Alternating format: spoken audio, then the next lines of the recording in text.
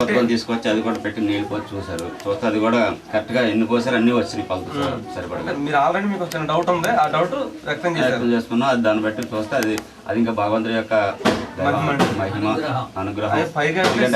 భూమిలో దొరికారు. ఈ స్వామివారి భూమిలో దొరికిందండి మనకి 43 అడుగుల లోతులో విగ్రహం దొరికిందండి. ఆ డేట్లు అన్ని కూడా మనకి ఇంటికాడ ఉన్నాయి. ఎందుకంటే పీఠం కదా, మనం పబ్లిక్ చేయకూడదనే చేయలేదు నిన్న. లేదా మనం మామూలుగా మనం పూజ చేసుకుంటున్నాం కదా, పబ్లిక్ వద్దనే ఊరుకున్నాం. అయితే ఆ స్వామివారి మహిమ ఏంటంటే అందరినీ బాగు చేయాలని ఆయన ఉద్దేశం అనుకుంటాం. మరి ఇటువంటి మహిమలన్నీ ఆయన చూపిస్తా ఉన్నారండి. వాసు సొక్క వేసుకుని నేను అనుకుని చెప్పు, ఇక్కడ కొత్త ఏం జరిగిందో చెప్పు అంతే. మీరు ఇక్కడ స్వామివారి పీఠం దగ్గరికి వస్తూ ఉంటారు కదా, ఆయన యొక్క మహిమలు, ఆయన వల్ల మీకు జరిగిన ఉపకారాలు శుభాలు అవన్నీ చెప్పండి. నాకు ఈ గుడి తెలియదండి. నాకు కృష్ణవేణి గారు అనేసి ఈ గుడి దగ్గర చాలా అనుకున్నది జరుగుతుంది, అక్కడికి వెళ్ళండి దర్శించుకోండి అని అంటే నేను ఇక్కడికి మా అమ్మగారు అందరూ వచ్చానండి. అలాగే ఇక్కడ దండొట్టుకున్నా కానీ నాకు పనులు కానీ ఏవైనా కానీ అన్ని అనుకున్నట్టుగా జరుగుతున్నాయి. ఆ తర్వాత స్వామి గారిని నమ్మాను.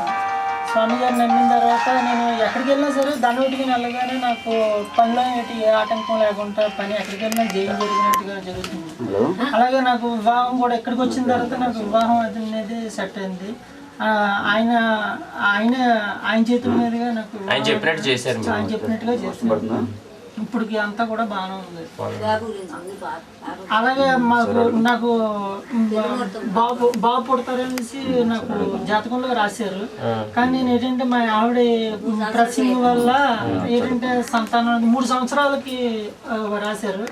కానీ వీళ్ళేమో మా అత్తగారును మా ఆవిడని అదేంటి సంతానం లేకపోతే లేటుగా పుడితే అందరూ ఆక్షేపిస్తారు ఏంటి అని అడిగితే గురుగారి దగ్గరికి వెళ్ళి నోటీసి నేను ఇలా అని చెప్పాను. ఏంటి ఇలాగ అంటున్నారండి ఏంటండి మరి అంటే, నీ భవిష్యత్తు కోసమే నేను వెనక్కి పెట్టాను, నేను 3 సంవత్సరాలను నలిగిపోతావు నువ్వు, నాకు తెలుసా అంతా సంగతి, అందుకని నేను బ్రేక్ ఇచ్చాను 3 సంవత్సరాల దాకా అంటే, కాదనే కదండి మరి ఎలాగంటే, అయితే సరే నేను పలానా టైంలో నేను చెప్తున్నాను, ఆ టైంలో నువ్వు సంసారం దాంపత్యం చేసినట్టయితే నీకు ఆడపిల్ల పుడుతుంది. కానీ మగపిల్లాడు రాశాను కానీ ఆడపిల్ల పుడుతుంది నీకు అని అన్నారు. అలాగే ఆడపిల్ల పుట్టింది. అందరూ కూడా ఆరోగ్యంగా ఇంట్లో అందరూ సంతోషంగా ఉన్నారు. ఈ పీఠంలో, ఈ గణపతి పీఠంలో ఈ గణేష్ స్వామి వారి మహత్యాలు అందరూ 4 రకాలుగా చెప్పుకుంటున్నారు. మీకు ఎప్పటి నుంచి అనుభవాలు ఉన్నాయి, మీకు జరిగిన శుభాలు అవన్నీ చెప్తారండి కాస్త నలుగురికి. నేనంటే ఈ ఊరి నుంచి వచ్చాక గణపతి స్వామి ఏ ఊరు నుంచి వచ్చారు మీరు? తమిళనాడు నుంచి అండి. తమిళనాడు అంటే ఇక్కడే ఉన్నామండి మేము. ఫస్ట్ చిన్నప్పుడు తీసుకెళ్ళిపోయాము. అక్కడ పెరిగి ఇక్కడికి వచ్చామండి. అంటే ఈ స్వామి గారి మార్కెట్ అంటే నాకు తెలియదు, అని తర్వాత తెలిసింది. అంటే డైలీ గుడికి వచ్చేదాన్ని 2 పూట్లగా. అప్పుడు కాలేజీ దగ్గర మా మేనత్తలు అనేది అందరూ ఆ వీధిలోకి వెళ్ళకూడదు, మంచిది కాదు, చెడుగా చెప్పారు. ఆ వీధిలోకి వెళ్ళకూడదు, మంచిది కాదు. ఆయన ఆడపిల్ల అక్కడికి వెళ్ళడం ఏంటి గుడికి. ఆయన నేను ధైర్యంగా వచ్చేస్తాను. 2 పూట్ల ఈయన పూజ చేసుకొని చేసేదాన్ని. చేస్తేనే అలా కొన్నాళ్ళు పోయాక మ్యారేజ్ అయింది. అని నన్ను కొట్టారు కూడా మా ఇంట్లో. మ్యారేజ్ అవ్వలేదని కొట్టారు కూడా నన్ను. ఎవరు? మా మేనత్తలు. మా అమ్మగారు మా నాన్నగారు కాదు. గుడికి వెళ్ళొద్దు, అక్కడికి వెళ్ళొద్దు, నువ్వు అలా వెళ్ళకూడదు, వయసుకు వచ్చిన పిల్లల్ని అన్నారు. అన్నా కూడా నేను మానేదాన్ని కాదు. అన్ని దెబ్బలు తీసుకొని నేను దగ్గరికి వచ్చాను. అలా కొన్నాళ్ళ 2-3 సంబంధాలు వచ్చాయండి. అవి క్యాన్సిల్ అయిపోతానే ఉన్నాయి. అప్పుడు కళ్యాణంలో కూర్చున్నాను. ఫస్ట్ కూర్చుంటే మళ్ళీ అవ్వలేదు. ఎందుకు అవ్వలేదు అంటే అప్పుడు డబ్బులు ఇవ్వలేదండి. అంటే మా ఇంట్లో వాళ్ళు కూడా ఇవ్వలేదండి. నమ్మలేదు వాళ్ళు. నమ్మకుంటే ఇవ్వలేదు. అంటే మా మేనత్తలు నమ్మలేదండి. ఇవ్వలేదు. ఇవ్వకపోతేనేమో తర్వాత 2వసారి సగం డబ్బులు ఇచ్చానండి. నేనే ఇచ్చి కూర్చున్నాను. అది కూడా అవలా. పూర్తి డబ్బులు ఇచ్చానండి. అంటే పూజకి సంబంధించిన డబ్బులు పూర్తిగా ఇచ్చాక అప్పుడు కళ్యాణం అయిందండి. ఆయన 2-3 సంబంధాలు క్యాన్సిల్ అయిపోయి 3వ సంబంధం స్వామి దయ వల్ల ఆయన ఈయన అడిగేసి వెళ్ళాక ఇది బాగానే ఉందమ్మా చేసేసుకోమని చెప్పారు. ఆయన చెప్పినట్టు చేసాను. చేసాను, అయిపోయింది. నన్ను వచ్చి మా ఇంట్లోని మా మేనత్తలంగా అందరూ మా మేనత్తల అబ్బాయి ఈనాళ్ళు ఉద్యోగం చేస్తున్నాడు. ఆయన పిచ్చిది అన్నారండి. వెళ్ళి పూజారమ్మ కింద ఉండిపో పిచ్చిది, ఇది మెంటలు వచ్చేసి మొగుడు కూడా వద్దనేసి ఆ గుడిలోనే కూర్చుంటుంది అని చెప్పారు కూడా. అయినా కూడా నేను నమ్మలేదు. మీరు అంటే అనుకోండి, అవును పిచ్చిదాన్ని, అవును అలాగే ఉంటాను, అక్కడికే ఉండిపోతాను వెళ్ళి కూడా అని చెప్పారు. అన్ని ఎదురు ఆయన ఈయన ఎప్పుడో ఏదో ఆయన ఏదో రకంగా ఈయన వస్తా ఉండేవారు. నాకు ఏదన్నా సరే, మీ రోగం అన్నా సరే, ఏ జ్వరం వచ్చినా ఈయన పక్కన వచ్చి నేను ఉన్నానులే, ఏదో చిన్నపిల్లల రకంగానే ఏదో రకంగా వచ్చి స్వామి వచ్చి ఇదని కోరు అని తీర్థప్రసాదం రోజు తీసుకుంటున్నాను. అప్పుడు వాళ్ళ నుంచి నేను మ్యారేజ్ అయ్యి వెళ్ళిపోయాక అమలాపురంలో ఉన్నాను. నన్ను ఎవరు పిచ్చిదన్నారా వాళ్ళే నా దగ్గరికి వచ్చారు. వాళ్ళే వచ్చి స్వామీజీకి కృష్ణవేణి ఇలా స్వామీజీని పరిచయం చెయ్యి, నువ్వు స్వామి ఇది కూడా ఉంది, తప్పులు తెలుసుకున్నామని చెప్పాలి. మేము వచ్చి ఇలాగా వెళ్తాము, స్వామి గారు చాలా ఇదిగా చెప్పుకుంటున్నారంటే నేను చెప్పాను కదా, అయితే మీరు పూర్తిగా నమ్ముతున్నారా అని అడిగారు. నమ్ముతున్నాం కాబట్టి చేస్తున్నా, అక్కడికి వెళ్తాం, పరిచయం చెయ్యి, నువ్వు వచ్చి పరిచయం చేయండి. సర్లే అనేసి ఈయనకి ఫోన్ చేసి చెప్పాను, ఇలాగా అమలాపురం నుంచి ఫోన్ చేసి చెప్పాను, మరి మా మేనత్తాల అబ్బాయి వస్తాడండి చూడండి కాస్త గురువు గారండి అని చెప్పాను. అంటే అలాగే అమ్మ అన్నారు. ఆ అబ్బాయి ఇక్కడికి వచ్చాక అన్ని చేసి ఉద్యోగం వచ్చింది, పేరు మార్చుకున్నారు. ఇప్పుడు వాళ్ళ భార్య ఇక్కడ మ్యారేజ్ అయిందండి. ఇక్కడికి వచ్చాక వాళ్ళ భార్య పేరు కూడా మార్చారు, తన పేరు మార్చుకున్నారు, మ్యారేజ్ అయింది. మ్యారేజ్ అయ్యాక వాళ్ళ భార్య పేరు జయశ్రేణి పిల్లమంటే సత్యాన్ని పిలిచాక మళ్ళీ కష్టాలు వచ్చాయండి. వాళ్ళ అత్తగారు చెప్పారనేసి అలాగా. మళ్ళీ నుంచి నేను కొన్నాళ్ళు పోయాక వచ్చేసాను, అమలాపురం నుంచి ఇక్కడికి వచ్చేసానండి. ఇక్కడికి వచ్చేసాక అప్పుడు నాకనేసి మా వాళ్ళు అందరూ ఉన్నారు, మా నాన్నగారు మా అమ్మగారు తమిళనాడులో ఉన్నారండి. అప్పుడు ఉంటప్పుడు నేను డైరెక్ట్ గా మా ఇంటికి వెళ్ళకుంటాను, ఎలా వెళ్ళనా అంతనే సామాన్లతో వచ్చేసాను. మొత్తం వచ్చేసి స్వామి గారి దగ్గరికి వచ్చేసాను. ఎలా వచ్చేసానండి అన్న, నువ్వు వచ్చిన టైం బాగాలేదమ్మా, చాలా ఇదిగా వచ్చిండవు, ఆయన నువ్వు ఒక ఫోన్ చేసి రావచ్చు కదా, నువ్వు అన్ని అడుగుతావు కదా, ఎందుకు ఫోన్ చేసి రాలేదని స్వామి గారు తెలియదు అనేసి గసిరానండి. అడుగుతాను, లేదండి తెలియక వచ్చేసానండి అని చెప్పాను. చెప్తే ఇప్పుడు ఇక్కడ మా వారు డ్యూటీ చూసుకుంటారు పని అదని అని చెప్పాను. లేదమ్మా నువ్వు వచ్చిన టైం బాగాలేదు, ప్రాణానికే ఇది అని చెప్పారు. అనేసి ఇంకెక్కడికి వెళ్దామన్నా మా అమ్మగారు అలా అక్కడ ఉన్నారు, ఎక్కడికి వెళ్దామన్నా ఇబ్బంది వేనండి.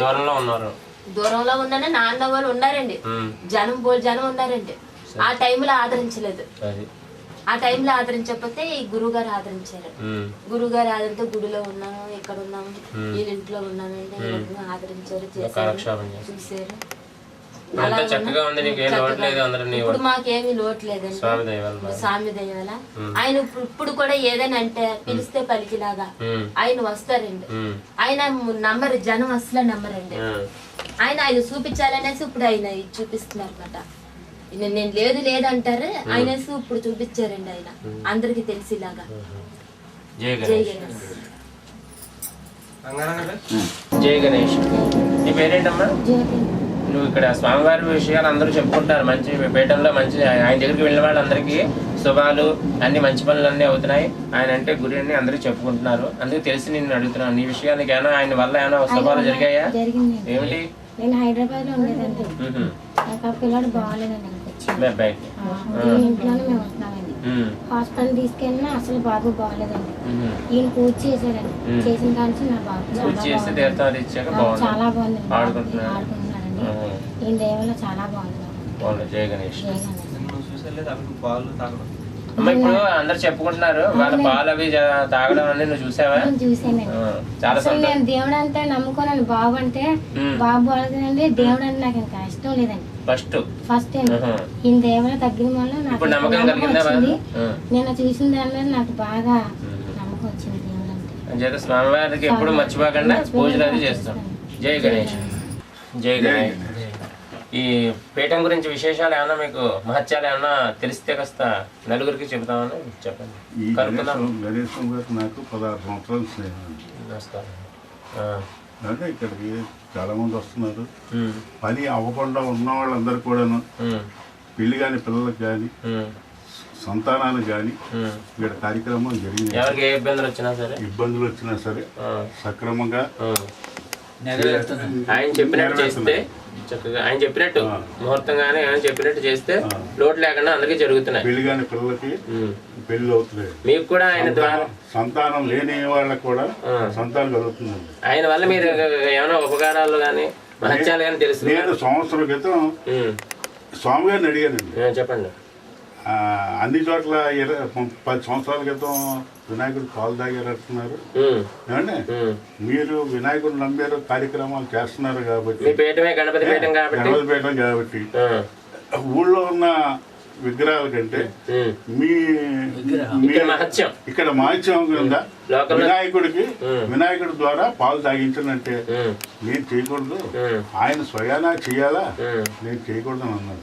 ఆయన ఎప్పుడు అనుగ్రహం కలిగితే అప్పుడే చేస్తాను. నిన్నటి రోజున నేను వచ్చానండి, ఇలాగా పాలు తాగారని అన్నారు. నేను కళ్ళారా చూడలేదు. ఈ రోజు ఉదయం వచ్చి నేను అందరితోటి వచ్చి సమానంగా కార్యక్రమం లీలా మహత్యం అంతా మీరు కళ్ళారా చూసారు, మీకు తృప్తిగా జరిగింది.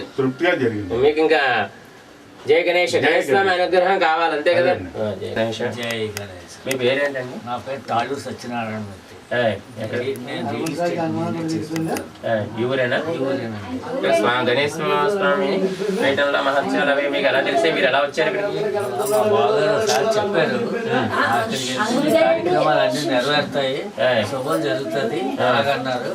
ఒక రోజు ముందు మాత్రం గణేష్ స్వామి పాలు తాగుతున్నారు, నువ్వు చూస్తాను రా అన్నారు. నేను నమ్మలేదు, అయినా చూడాలని చెప్పి వచ్చాను. ఇప్పుడు కళ్ళారా చూసాను, తృప్తిగా ఉంది. స్వామి మహత్యం చూశాను, చాలా ఆనందమైంది. ఇక్కడే ఆ విఘ్నేశ్వరుడు ఉన్నట్టుగా ఆనందమైంది. వయసు? నా వయసు 67. జయ గణేష్. జయ గణేష్.